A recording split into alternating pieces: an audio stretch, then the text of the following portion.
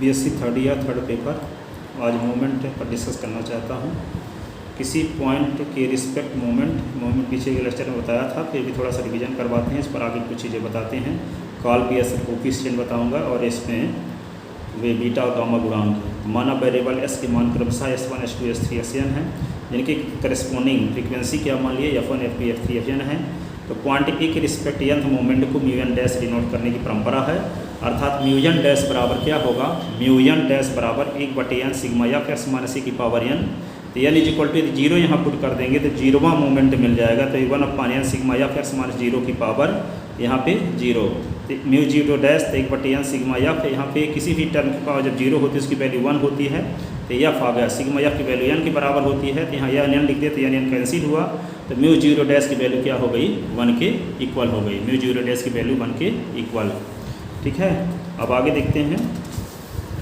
First moment about a point, first moment about a point mu zero mu one dash is equal to 1/n sigma f x minus e की power 1। तो mu one dash बराबर 1/n sigma f x और 1/n sigma F A, और sigma F A तो sigma F की value यहाँ पे n लिख दे, n कैंसिल हुआ। आप ये सोचते होंगे कि यहाँ पे n की वैल्यू n रखी गई, यहाँ क्यों नहीं रखी गई। तो यहाँ आगे वेरिएबल है, यहाँ वेरिएबल आगे नहीं है, ये कांस्टेंट टर्म है, इसलिए सिग्मा एफ के स्थान पे n लिख दे, यहाँ नहीं रखे। क्योंकि सिग्मा एफ एक्स का फार्मूला आप जानते भी हैं, m is equal to sigma f x upon n, तो एस बार होता है, जो 10th क्लास में पढ़े थे। और sigma f x upon n के स्थान पे हम क्या एस बार लिख सकते हैं, एस बार को मीन भी कहते हैं, m। ठीक है, तो यहाँ e आ गया, एस बार को m लिख सकते हैं। तो म्यू वन डैश बराबर m माइनस ए, m माइनस ए को हम d भी कहते हैं, m माइनस ए को क्या बोलते हैं, डेविएशन भी कहते हैं, क्या कहते हैं, d भी कहते हैं, और म्यू वन डैश भी कहते हैं। सिमिलरली यहाँ पे mu zero dash is equal to 1/n sigma f x minus e की पावर 2। ठीक है, तो mu three dash 1/n sigma f x minus e की power 3, mu four dash 1/n sigma f x minus e की power 4, mu n dash is equal to 1/n sigma f x minus e की power n। तो mean के respect moment आघूर्ण, mean के respect moment कैसे निकालेंगे। तो mean के रिस्पेक्ट nth मोमेंट को म्यू n डैश से डिनोट करते हैं और एवं निम्नानुसार डिफाइन करते हैं, mu n is equal to 1/n sigma f x minus m की पावर n। यदि डैश लगा है तो पॉइंट ए के रिस्पेक्ट मोमेंट, डैश नहीं लगा है, म्यू n भर लिखा गया है, तो समझ जाना कि m के रिस्पेक्ट मोमेंट है। ठीक है, अब यहाँ पे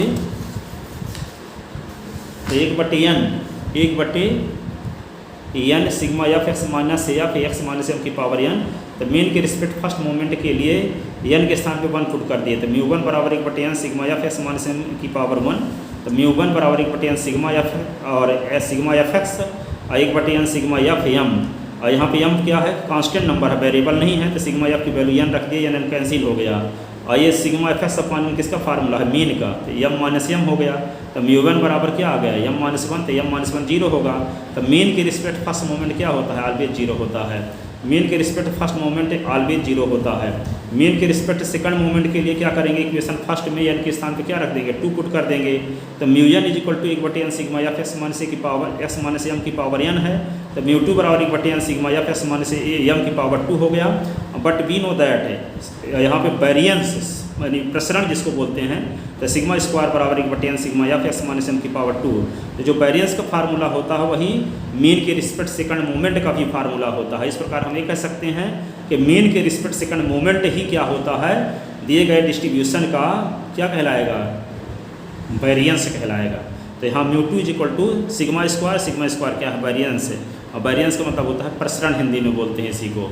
ठीक है, तो यहाँ पे म्यू टू बराबर सिग्मा स्क्वायर यानी वेरिएंस जो होगा, प्रसरण जो होगा म्यू टी के बराबर होता है। ठीक है, अब आगे देखते हैं अगला, मीन के रिस्पेक्ट सेकंड मोमेंट, मीन के रिस्पेक्ट सेकंड मोमेंट वेरिएंस होता है। ये निष्कर्ष निकला, क्या निष्कर्ष निकला, मीन के रिस्पेक्ट सेकंड मोमेंट वेरिएंस होता है।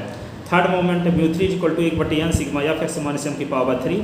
Fourth moment mu four is equal to 1/n, ये डैश नहीं है यहाँ, 1/n sigma f x minus m की पावर 4। अब मीन समांतर माध्य मीन के रिस्पेक्ट मोमेंट की वैल्यू पॉइंट के रिस्पेक्ट मोमेंट के फॉर्म में पॉजिटिव प्रीवियस लेक्चर में बताया जा चुका है। ठीक है, रिलेशन, तो mu n is equal to mu n dash n c zero, ये बताया गया था, mu n minus 1 dash mu 1 dash plus n c2 mu n minus 2 dash, और म्यू 1 डैश का square n c3 mu n minus 3 का dash mu n dash का power 3। इसको prove करके हम दिखाए थे बाइनोमियल थ्योरम से। तो मेन के रिस्पेक्ट फर्स्ट मोमेंट के लिए v put n is equal to 1, तो n इज इक्वल टू 1 जब इसमें रख देंगे तो क्या होगा μ1 डैश यहाँ पे 1c1 है, ठीक है। आगे तो वैल्यू 0 हो जाएगी, तो ये लिख दिए v0 की वैल्यू 1 देख ही चुके हैं, यहाँ पे 1 μ1 डैश, यहाँ μ1 डैश ये कट गया तो 0 आ गया। तो पहले से ही हम प्रूव करके चुके हैं कि मेन के रिस्पेक्ट फर्स्ट मोमेंट ऑलवेज क्या होता है 0, यहाँ से भी आ रहा है इस रिलेशन की मदद से भी, ठीक है।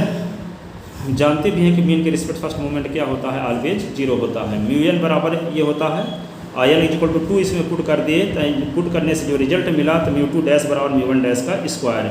सिमिलरली मेन के रिस्पेक्ट थर्ड मोमेंट के लिए क्या करेंगे, इस रिलेशन में n के स्थान पे 3 रख देंगे तो ये रिलेशन आ जाएगा, ठीक है।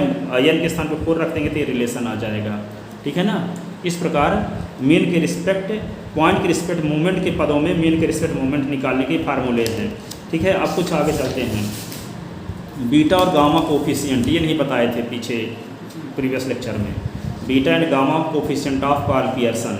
कार्ल पियर्सन के बीटा व गामा कोफिशिएंट, कार्ल पियर्सन ने मेन के रिस्पेक्ट मोमेंट के टर्म में निम्नलिखित 4 कोफिशिएंट को डिफाइन किया। क्या डिफाइन किया, बीटा 1 का मतलब होता है μ3, मेन के रिस्पेक्ट थर्ड मोमेंट का स्क्वायर कर दो और मेन के रिस्पेक्ट सेकंड मोमेंट का क्यूब कर दो, इनका जो रेशियो आएगा उसको बीटा 1 कहा, ठीक है। और μ4 अपॉन μ2 का स्क्वायर को क्या कहा,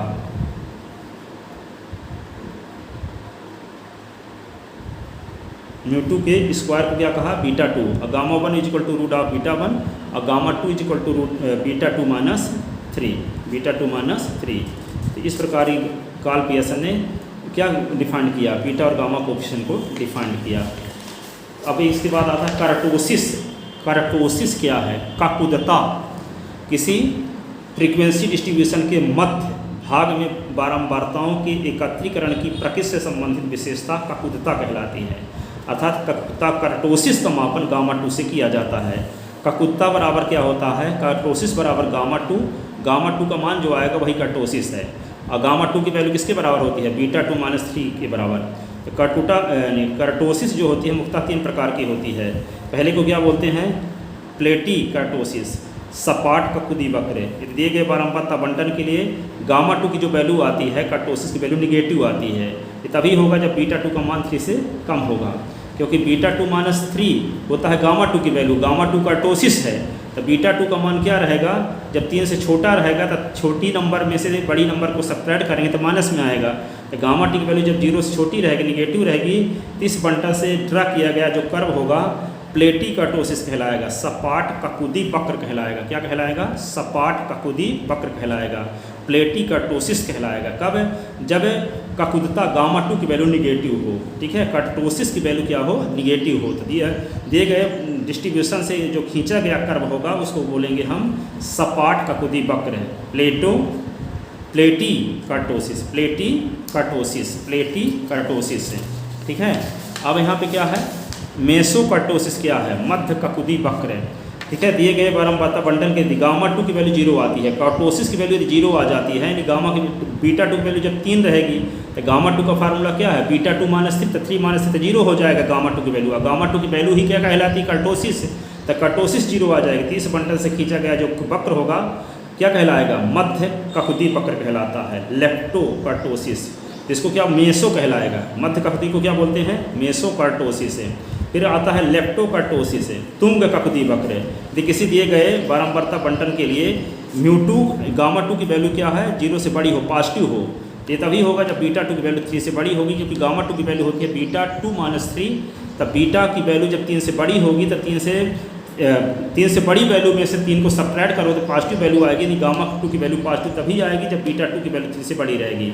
ऐसी कंडीशन से डिस्ट्रीब्यूशन से ड्रा किया गया जो कर्व होगा वो क्या कहलाएगा, लेप्टोकर्टोसिस कहलाएगा। क्या कहलाएगा, लेप्टोकर्टोसिस कहलाएगा। इस प्रकार आपको क्या बीटा गामा कोफिशिएंट का पता चला कार्ल पियर्सन के, और कर्टोसिस क्या होता है, कर्टोसिस का मापन किससे करते हैं, और कर्टोसिस के काइंड टाइप ऑफ कर्टोसिस 3 प्रकार के होते हैं। वो एक को क्या बोलते हैं, सपाट, दूसरे को मध्य ककुदी वक्र, तीसरे को बोलते हैं तुंग ककुदी वक्र, ठीक है। इस प्रकार आपके समझ में आया होगा। Thank you so much.